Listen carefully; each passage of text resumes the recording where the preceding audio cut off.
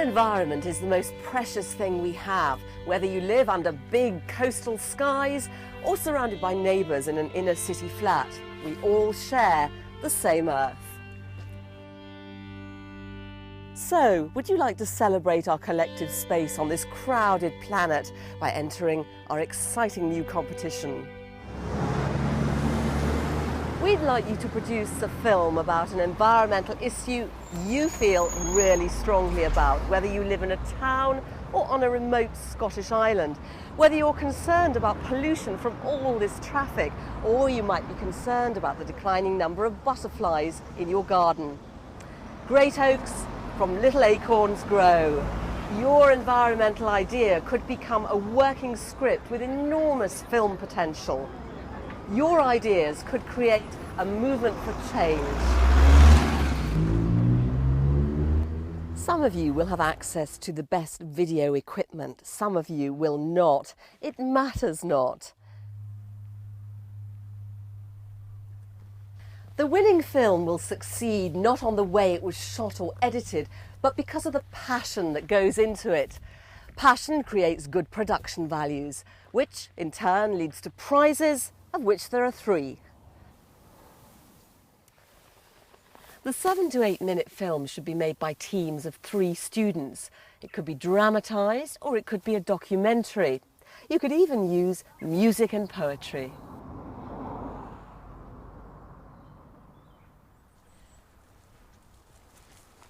From renewables to recreation, factories to farming, seaside to city street, the choice is yours. Every environment has something going for it, or something that's got to go. And if you get stuck halfway, help is at hand. It's just a phone call or an email away.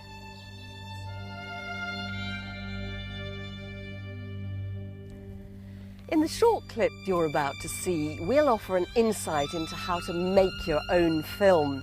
It'll offer advice about the filming and the editing processes. So, good luck with the project.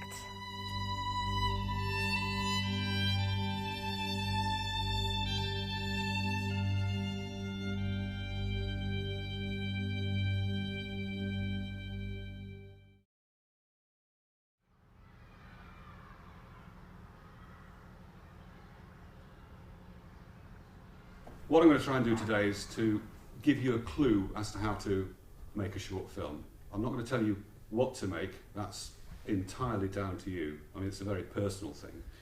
But what I can do is give you a bit of a clue and try and short circuit some of the technical things that are actually quite complicated. And try and remember, simple is usually best. If you keep things simple, your audience will understand things a lot easier. So why do you want to make a film in the first place? I mean, what are you trying to do? Are you trying to change the world or make the world a better place? I mean, do you want to educate people? Do you want to entertain people? Do you want to make them laugh? Do you want to shock them? You know, there's different ways of getting your message across to an audience. Who is your audience? Because that really determines what sort of film you're going to make. There's no point making a film that's understood by people who are in their 30s and it's going to be watched by children in a primary school. That's a very important consideration when you do your research.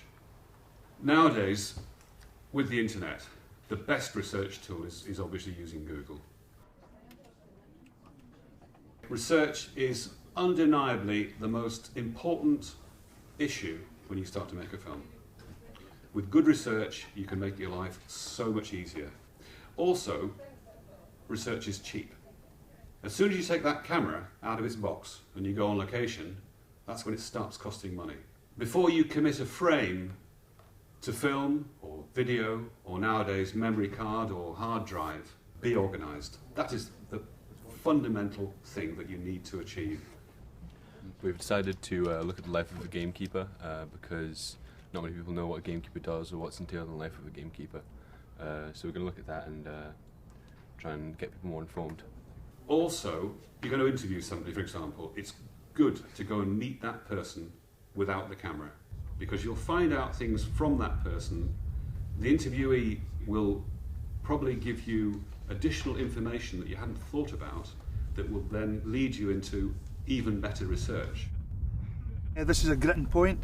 We have to put out quartz grit for the grouse to digest the heather. Basically what happens is the green shoots off the heather, they've got a gizzard in their crop, they pick out the grit, and that grounds all the goodness out the green shoots, so you get all the nutrients into the body. Okay, so what we have to do, we have to decide what you guys are going to do. Can I ask you, what would your ideal role be? Probably being the cameraman. To be a cameraman? Yeah? That's what you really fancy? I'd quite like to do some editing because I'd like to see how it's all put together to make the final thing. I would like to be an interviewer because I like talking to folk. I do it too much. I'd like to be a director. A director? Okay. And why particularly? Because I've done it before and I enjoyed it and it worked well. We're not there yet. Put Sebastian. As we mentioned before, filmmaking is a very expensive process.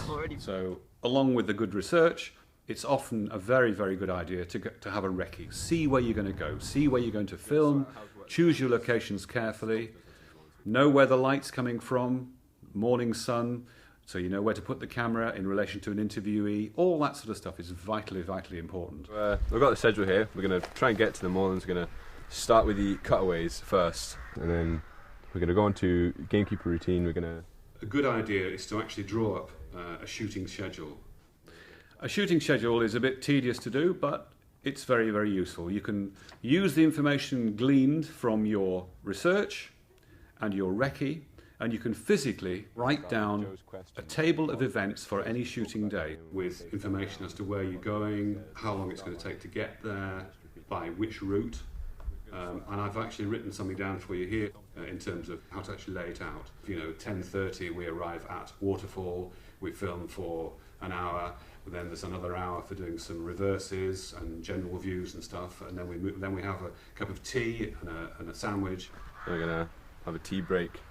We're going to start the interviewing by having him talking first and going on about different responses and answers, and then we're going to film Joe asking the questions based on his responses. All that should be noted down to give you a bit of a plan for the day. So if you've got a 3-day shoot, at the end of the first day, for example, you can go to that shooting script and you can say, well, we've done that, and that. We've achieved that today, we're on target. Tomorrow will be another day, but if we can achieve the same tomorrow, by the end of the 3rd day, the chances are we'll wrap and we'll be finished and we will have got absolutely everything in the can. So, organisation is everything, and the person who generally pulls everything and everyone together is the producer. David Smith has such a role and explains the benefit of forward planning. A script, when you have a drama, is a plan for the shoot as well. So you have the lines that she says, the stage directions, this kind of idea about where she'll move, that's all written down. That's all thought about before the film happens. And it's shared with everyone on the crew.